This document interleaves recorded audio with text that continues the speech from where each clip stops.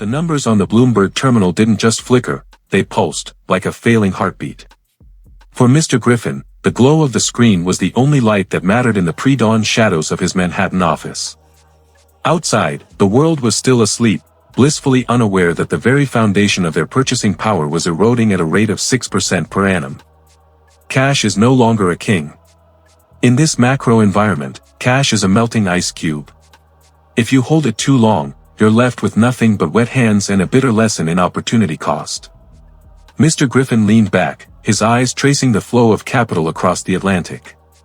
To the uninitiated, the US banking system appeared as a monolith of stability. To Griffin, it was a complex web of fractional reserves and inflationary pressure. He knew that the Federal Reserve's battle with the consumer price index was a double-edged sword. Every basis point hike in interest rates was a surgical strike against inflation, but it was also a strangulation cord for businesses reliant on cheap credit. The challenge was clear, maximizing liquidity while outrunning the debasement of the currency. Most CFOs were playing defense, trimming costs, huddling in Treasury bills, and praying for a pivot. Mr. Griffin, however, was an architect of offense. His philosophy was rooted in the velocity of money. In his world, liquidity wasn't about having a stagnant pile of greenbacks in a commercial bank, it was about the strategic mobility of assets. It was about being liquid enough to strike, but invested enough to grow. The banks want your deposits to shore up their own balance sheets. They offer you 2% while the real economy burns at 8%. That isn't banking, that's a wealth transfer. My job is to interrupt that transfer. Griffin opened a private ledger labeled Cash Flow Optimization. His strategy was a radical departure from the 60-40 portfolio of the past decade. He began shifting the company's operating reserves into short-term, highly liquid private credit instruments and inflation-protected securities. He wasn't just seeking a hedge, he was building a fortress.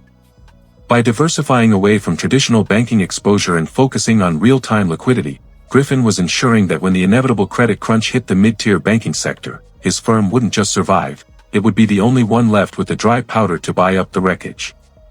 As the sun began to crest over the East River, Mr. Griffin watched the city come to life. The millions below were about to spend their hard-earned dollars on goods that cost more today than they did yesterday.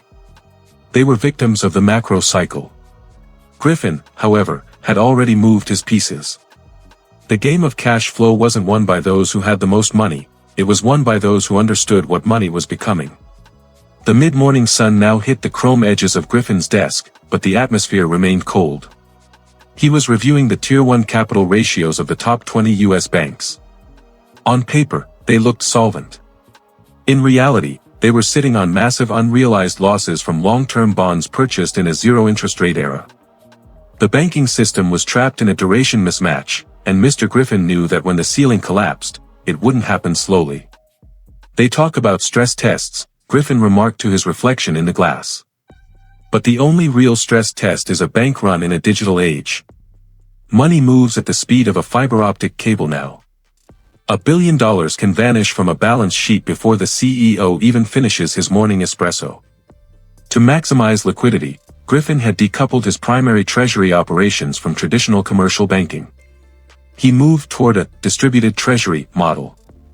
Instead of keeping large balances in any single institution, he utilized a network of sweep accounts and private money market funds that collateralized every dollar with ultra-short-term government paper. Protecting against inflation required more than just avoiding the dollar, it required mastering its flow.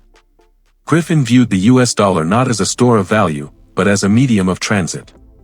He transitioned the company's receivables into a tiered structure, immediate cash for operations, and synthetic, hard asset equivalents for long-term reserves. The secret to macro survival, Griffin muttered, highlighting a line on his screen, is to never be the last one holding the debt of a failing system. You stay liquid, you stay mobile, and you stay cynical. The moment you trust the system's stability is the moment you become its casualty. His phone vibrated. A margin call for a competitor. The first crack in the dam.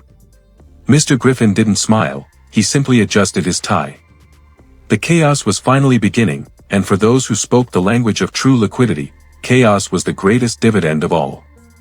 The afternoon brought a shift in the market's tone. The news tickers began to turn crimson as rumors of a liquidity trap at a major regional lender started to circulate.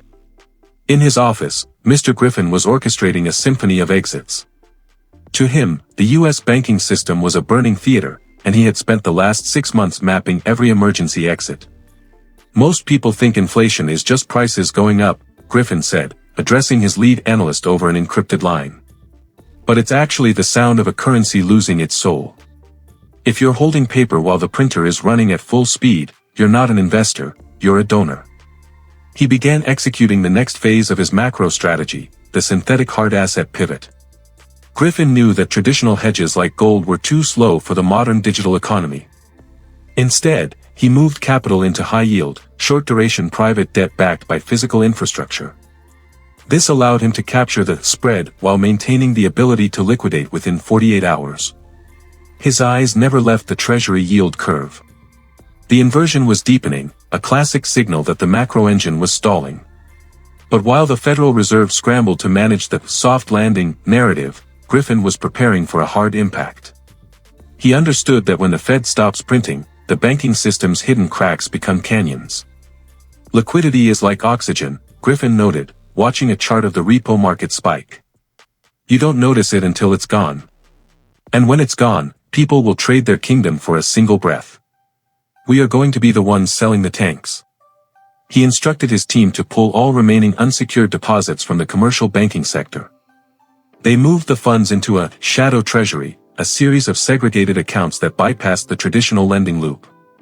This was the ultimate protection against a systemic bank freeze. By staying outside the standard circuit, Griffin's capital remained live, while the rest of the market's assets were being marked to zero. As the markets closed for the day, the air in the office felt heavy with the weight of impending volatility. Mr. Griffin stood by the window, watching the lights of the financial district flicker on. The macroeconomic cycle was nearing its terminal phase. The massive debt load of the US government was no longer a theoretical problem, it was a mathematical certainty that would dictate every move of the next decade. The endgame isn't a crash, Griffin whispered to the empty room. The endgame is a reset. A total recalibration of what we consider the value. In that world, the only thing that matters is how fast you can pivot and how much of your wealth is actually under your direct control. He spent the final hour of his day reviewing his inflation-insulated portfolio.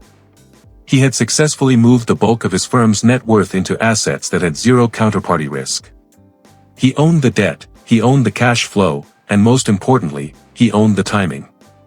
The US banking system would likely be bailed out again, he reasoned. The Fed would print more, the dollar would slide further, and the cycle of debasement would continue. But for Mr. Griffin, that didn't matter. He had mastered the art of the floating capital, a state where wealth exists independently of the currency it is denominated in. Let them print, he said, finally closing his laptop with a definitive click. Let them devalue. The more they try to save the system, the more they destroy the currency. And the more they destroy the currency, the more valuable my agility becomes. He picked up his coat, the office now silent.